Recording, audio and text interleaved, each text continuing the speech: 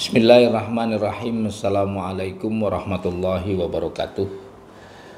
Pada sesi video sederhana ini kita akan coba membahas satu ayat di dalam Al-Quran yang kita temukan di dalam surat An-Nisa ayat 9. Ayat ini sebenarnya secara komprehensif ya memberikan instruksi kepada kita dari Allah tentang pentingnya membangun generasi baru yang memiliki kualitas.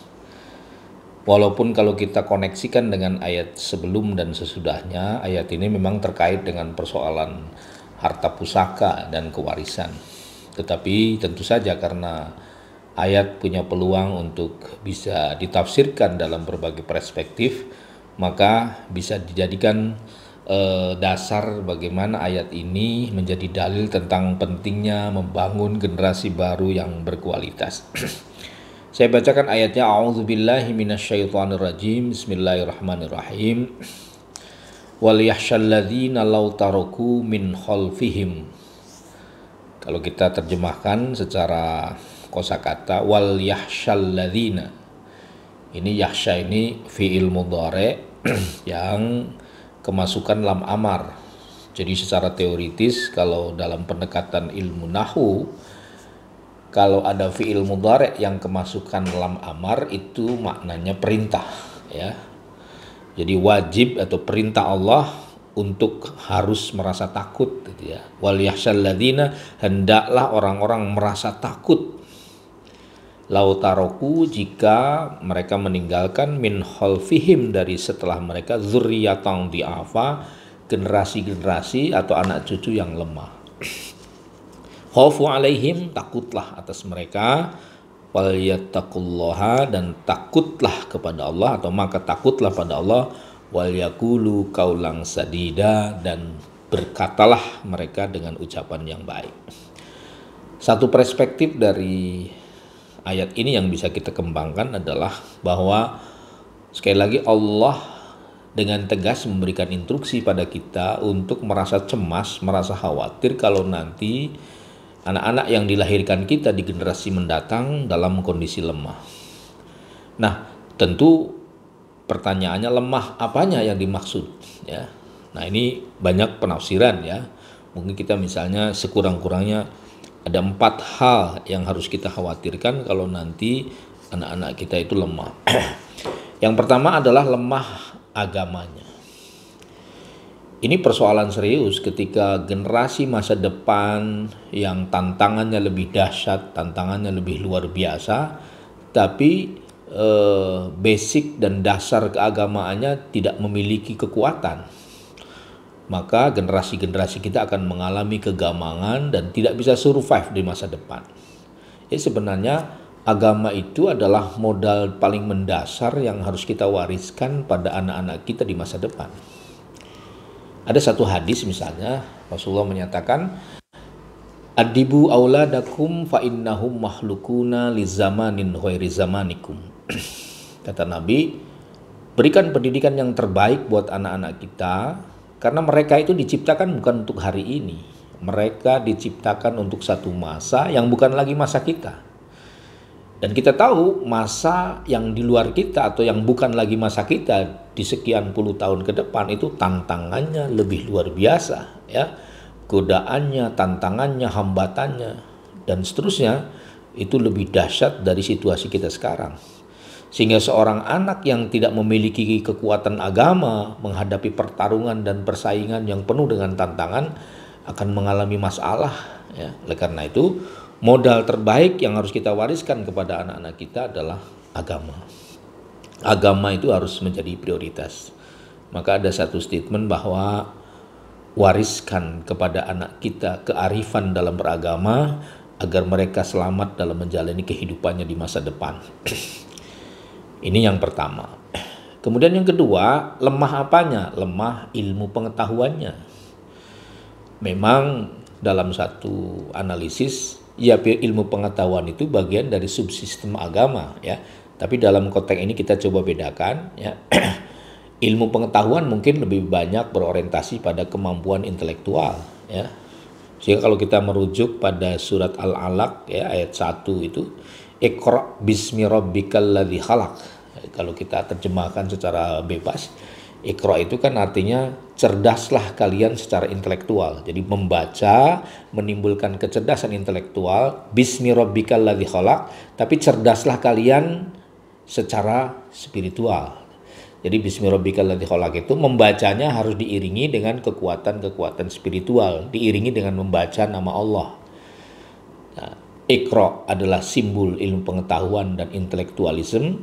Bismi rabbikal ladzi khalaq adalah simbol hati dan kecerdasan spiritual yang koneksinya kepada Allah Subhanahu wa taala. Nah, sekali lagi, ilmu pengetahuan adalah aspek yang kedua yang harus kita wariskan kepada anak-anak kita di masa depan. Saudara-saudara sekalian, mungkin sekedar sebuah analisis ya. Bangsa besar ini salah satunya atau mungkin bisa menguasai dunia, salah satunya ada kekuatan intelektualnya, kekuatan ilmu pengetahuannya.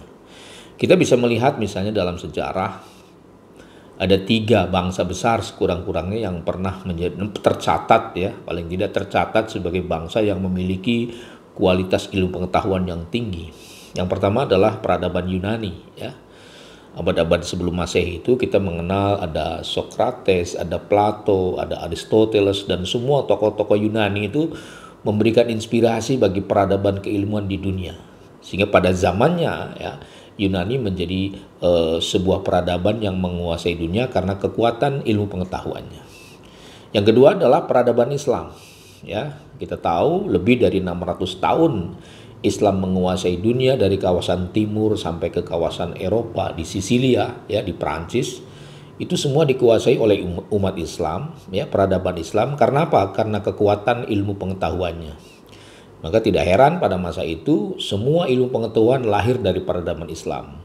Kedokteran, astronomi, fisika, ya, kemudian filsafat, semua lahir dari peradaban Islam. Dan Islam pastinya menguasai dunia karena salah satunya adalah menguasai ilmu pengetahuan. Nah, yang ketiga bangsa yang menguasai dunia karena ilmu pengetahuan adalah bangsa Barat, ya. Walaupun sebenarnya Barat itu baru pinter kemudian ya setelah terjadinya besar-besaran orang-orang Barat belajar filsafat melalui Islam di kawasan Andalusia, Spanyol sekarang ini.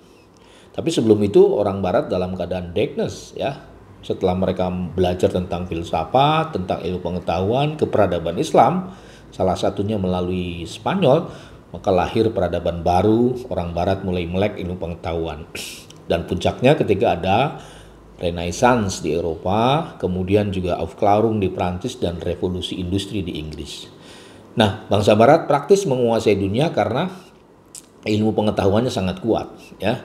Dan Islam terpuruk mungkin karena faktor internal ya dan faktor eksternal. Nah, yang ingin saya sampaikan terkait dengan ayat ini, ketika kita ingin menjadi bangsa besar, menjadi bangsa yang menguasai dunia, kira-kira begitu, maka salah satu kuncinya adalah kuasai ilmu pengetahuan.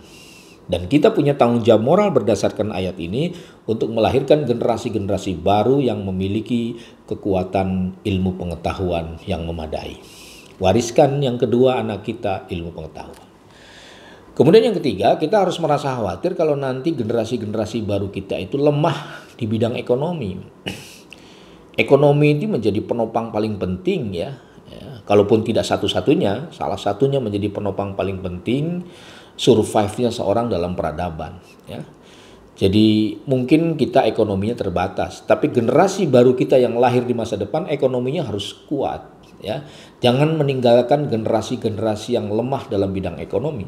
Maka ada satu dalam statement keislaman itu kadal fakru ayyakuna kufran. Kemiskinan itu bisa menyebabkan orang menjadi kufur. Tekanan ekonomi yang luar biasa itu akan menyebabkan orang kehilangan imannya, dan ini banyak terjadi fenomenanya ya. Ketika tekanan ekonomi luar biasa ya, problem ekonominya sangat luar biasa, lalu kemudian diiming-imingi dengan materi sehingga kekufuran pun akhirnya muncul. Iman dijual dengan harga yang sangat murah. Ini akibat fatal dari melahirkan generasi-generasi yang lemah di bidang ekonominya. Karena itu mari kita siapkan ya, kalau kita baca ayat ini, Wal yakhshal ladzina law taraku min khalfihim dzurriyyatan dhi'afa, itu artinya takutlah kalian kalau nanti generasi kita itu lemah ekonominya. Dan yang terakhir adalah kita harus khawatir kalau nanti generasi-generasi kita lemah fisiknya. Rasulullah SAW itu memberikan perhatian secara khusus tentang pentingnya menjaga kesehatan. Maka dulu itu Nabi mengajarkan tentang kesehatan secara fisik ya. Ada 3 olahraga yang dianjurkan oleh Rasulullah pada zaman itu. Pertama adalah rukubul khail. Rukubul khail itu artinya mengendarai kuda ya. Kemudian yang kedua adalah ar-rimayah. Ar-rimayah itu artinya memanah ya. Dan yang ketiga adalah as-sibah. Jadi ada 3 olahraga yang diajarkan oleh Rasulullah, yaitu berenang, mengendarai kuda, dan memanah. Maknanya apa? Maknanya Rasul memberikan perhatian khusus untuk pembentukan fisik secara baik, agar dengan fisik yang baik banyak hal yang bisa kita kerjakan. Bayangkan kalau generasi-generasi masa depan kita kualitas fisiknya melemah, akan jadi persoalan ya.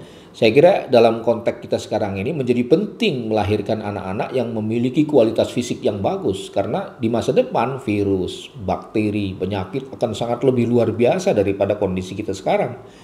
Dan itu membutuhkan fisik yang kuat. Oleh karena itu, kata Allah ya, secara implisit disampaikan, hendaklah kalian khawatir kalau nanti meninggalkan generasi yang lemah.